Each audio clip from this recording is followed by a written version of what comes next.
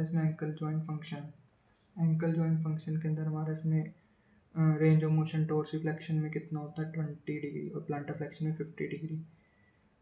कई कई इंडिविजुअल्स के अंदर ये वेरी भी करेगी range. Talus body of talus facilitate joint stability.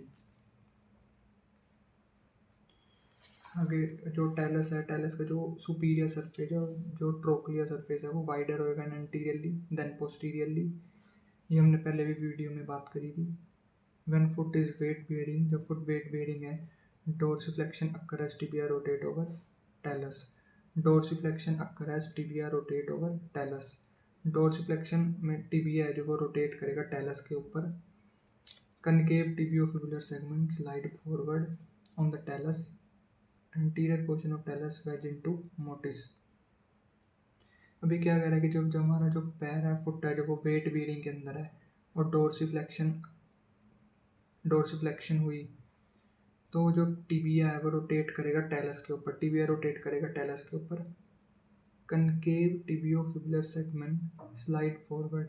अब डोर्सिफ्लेक्शन की तो जो हमारा टिबियोफिबुलर सेगमेंट है वो क्या करेगा, फॉरवर्ड जाएगा। क्यों? क्योंकि वेट बेयरिंग पोजीशन है ना, इसलिए। ऑन द टेलस के ऊपर, टेलस के भी ट्रोक्लियर सरफेस के ऊपर। Anterior portion of the talus, जो टेलस का जो एंटीरियर पोर्शन है वो क्या होता है, वाइडर होता है और वो क्या कर देगा, वेज कर देगा। क्यों? क्योंकि हमारा जो हमारा टिबिया है वो मूव कर रहा है एंटीरियरली फॉरवर्ड, तो क्या उसके अंदर हमारा वेज कर देगा मोटिस में।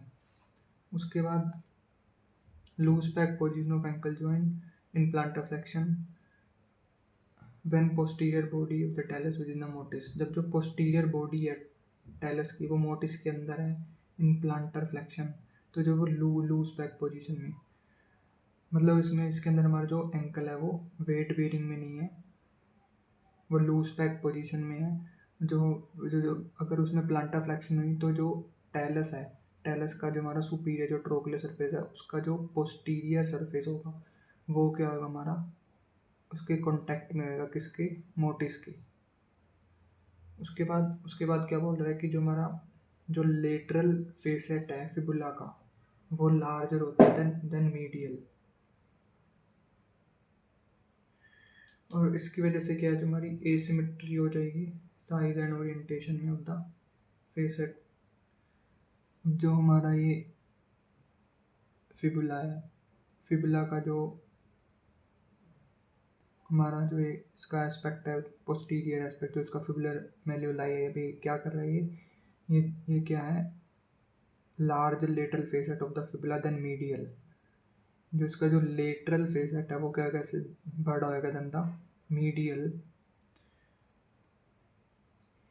जो ये टिबिया है, टिबिया के टिबियल मेल्युलाई से जो फिबुलर मेल्युलाई क्या है, लार्जर है, तो इससे क्या हो जाएगी, एसिमेट्री हो जाएगी। Asymmetry size and orientation of facet means distal fibula move on large lateral facet of talus undergo greater displacement। तो इससे क्या हमारा greater displacement हो जाएगा। हम इस डायग्राम में दे सकते हैं, जैसे लेटरल फेसेट है और मीडियल फेसेट, तो ये लेटरल फेसेट के लार्ज और मीडियल स्मॉल, तो इसकी वजह से डिस्प्लेसमेंट हो जाएगी। आगे आते हैं हम इसके अंदर मसल्स में।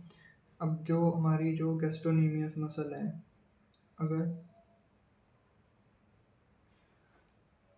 अगर ये हमारी गैस्ट्रोनीमियस मसल है और गैस्ट्रोनीमियस मसल के अंदर अगर एक्टिव या फिर पैसिव अगर टेंशन जनरेट होती है तो उससे क्या होएगा, हमारा जो एंकल है, जो हमारा फुट है, फुट की जो हमारी फुट है उससे हमारे जो डोर्सिफ्लेक्शन है, डोर्सिफ्लेक्शन में जो रेंज ऑफ मोशन है वो लिमिट हो जाएगी। जब ये कॉन्ट्रैक्ट करेगी, जब ये गैस्ट्रोनीमिया जब कॉन्ट्रैक्ट करेगी, इसमें टेंशन जनरेट होगी, तुम्हारा फुट भी तो मूव करेगा ना प्लांटर फ्लेक्शन में, तो इससे हमारी जो डोर्सिफ्लेक्शन जो मूवमेंट है वो लिमिट हो जाएगी। और फिर लेस डोर्स, इसमें ये लिखा हुआ है एक्टिव और passive tension gastrocnemius and soleus muscle primary limitation to dorsiflexion. Less dorsiflexion seen when knee extended gastrocnemius lengthen across two joint. अब जो हमारा जो गैस्ट्रोनीमियस है टू जॉइंट मसल होता है, एक तो नी से पास कर रहा है, नी जॉइंट से, दूसरा एंकल जॉइंट से। अगर ये जो हमारा मसल है ये अगर नी एक्सटेंडेड पोजीशन में है तो जो हमारा लेस डोर्सिफ्लेक्शन होगी। क्यों? क्योंकि हमारा दोनों जॉइंट्स के ऊपर जो हमारा गैस्ट्रोनीमियस मसल है वो क्या होगा, एक्सटेंडेड होगा, नी के ऊपर भी और एंकल के ऊपर भी। इसलिए हमारा क्या होगा, जो हमारी जो डोर्सिफ्लेक्शन जो मूवमेंट है वो क्या हो जाएगी, लिमिट हो जाएगी। अगर dorsiflexion limit by soleus and the posterior talocrural joint capsule. आगे प्लांटर फ्लेक्शन लिमिट कैसे होगी, इसके अंदर हमारे मसल्स आते हैं tibialis anterior.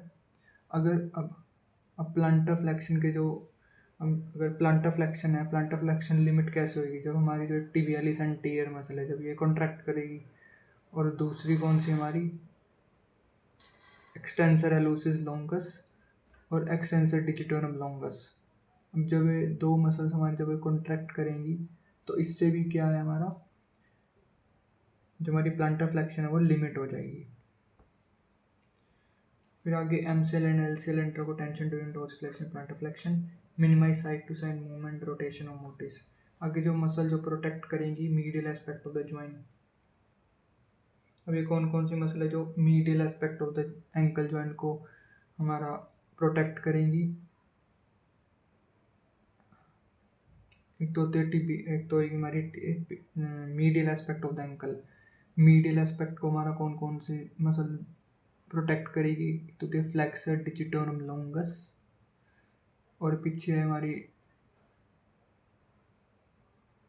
Flexor digitorum longus, flexor hallucis longus, और एक होती है हमारी टिबियालिस पोस्टीरियर। और फिर लेटरल एस्पेक्ट को हमारा कौन कौन प्रोटेक्ट करेगा, इसके अंदर हमारे आते हैं पेरोनियस लॉन्गस, जो पिंच की हुई दिख रही है पेरोनियस लॉन्गस, और यह पेरोनियस ब्रेविस। ये दो मसल्स हमारे lateral aspect of the ankle joint को प्रोटेक्ट करेंगी। Thank you guys,